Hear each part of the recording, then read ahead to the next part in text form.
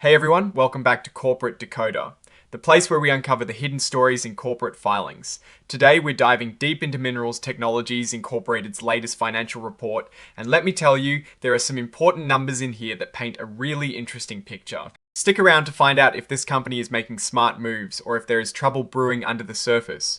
Also, if you love getting these kinds of insights delivered straight to you, make sure you are subscribed. And for even more behind-the-scenes discussions, and to connect with other corporate finance enthusiasts, join our Discord community. The link is in the description below. Minerals Technologies Incorporated, or M.T.I as we'll call them, recently dropped their quarterly report, and it is time to break down what it all means. First off, let's look at how much money they're bringing in. For the 3 months ending in September 2025, they reported net sales of about $532 million. Now, that is a small increase of just 1% compared to the same time last year when sales were around $524 million. It is not a huge jump, but it is positive growth. But when we look at the profit, things get a little more complicated. For the 9-month period ending in September 2025, they reported a net loss attributable to Minerals Technologies Inc. of around $55 million. That is a big swing from the same period last year when they had a net income of over $113 million. This indicates a pretty challenging 9 months for the company's profitability. They also report something called comprehensive income, which includes other gains and losses not directly from regular business operations. Even looking at that broader picture, the story is similar for the 9 months ending in September 2025. They had a comprehensive loss attributed to Minerals Technologies Inc. of nearly $20 million. A significant drop from a profit of over $101 million in the prior year. Let's shift our focus to what the company owns and owes. As of the 28th of September 2025, their net property, plant and equipment, which are their long-term assets like buildings and machinery, were valued at just over $1 billion. This shows they have a substantial physical presence. Then there is goodwill, which often represents the premium paid over the fair value of net assets in acquisitions. For M.T.I, goodwill stood at a hefty $916 million as of September 2025. This suggests they have made significant acquisitions in the past. Looking at their liabilities, the total debt and other obligations stood at about $1.7 billion by the end of September 2025. This is a significant amount, and it's important to see how that compares to their assets and cash flow. Now let's dive into how they are generating and using cash. For the 9-month period ending September 2025, their operating activities provided about $129 million. This is positive, showing their core business is generating cash. However, they spent quite a bit on investing activities, specifically on new property, plant, and equipment, with a net outflow of about $95 million. This indicates they are reinvesting in their business. And importantly for shareholders, they spent about $47 million buying back their own stock during this period. This can signal confidence in their own valuation or a way to return value to shareholders. A key item impacting their income statement this year is the restructuring and other items. For the 9-month period ended September 2025, they recorded a charge of over $11 million. This often includes costs associated with closing facilities, layoffs, or other significant business changes. Even more significant is the massive charge for provision for litigation reserve and credit losses, which hit over $215 million for the 9-month period ended September 2025. This is a huge number and clearly a major factor impacting their net income.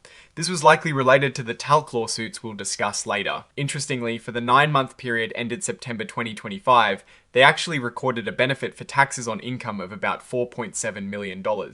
This is because they had a pre-tax loss, and the tax benefit from that loss outweighed any taxes paid on profits from other parts of the business. This brings us back to that significant operating loss of nearly $14.6 million for the 9 months.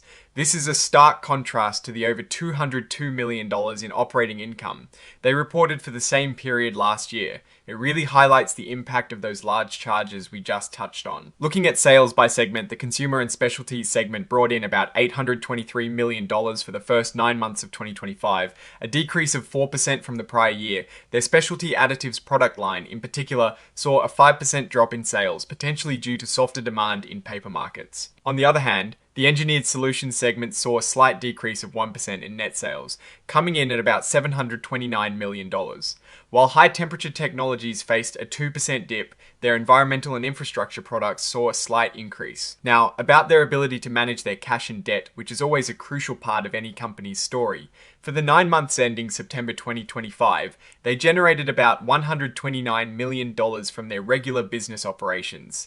This cash was used for things like buying new equipment, repurchasing their own stock, and paying out dividends to their shareholders. They have a solid set of credit facilities, including a revolving credit facility and a term loan facility with significant commitments. Importantly, the report states they are in compliance with all covenants related to these agreements. That is usually a good sign for financial stability. As of late September 2025, they had about $13 million drawn on their revolving credit facility and $9.3 million in outstanding letters of credit. This shows they have substantial unused borrowing capacity available, which is good for flexibility. They also have a committed loan facility in Japan and some other debt from an acquisition, totaling about $2.5 million. These are relatively small amounts in the grand scheme of their finances. Share buybacks are also a point of interest. Since October 2024, they've authorized repurchasing up to $200 million worth of their own stock. By September 2025, they had bought back about $50 million worth of shares. This shows a commitment to returning cash to shareholders. Now, we absolutely have to talk about the significant legal issue involving Talc. Minerals Technologies Incorporated, and some of its subsidiaries are facing a large number of lawsuits, over 800 cases as of September 2025, related to talc products previously sold by a subsidiary called Oldco.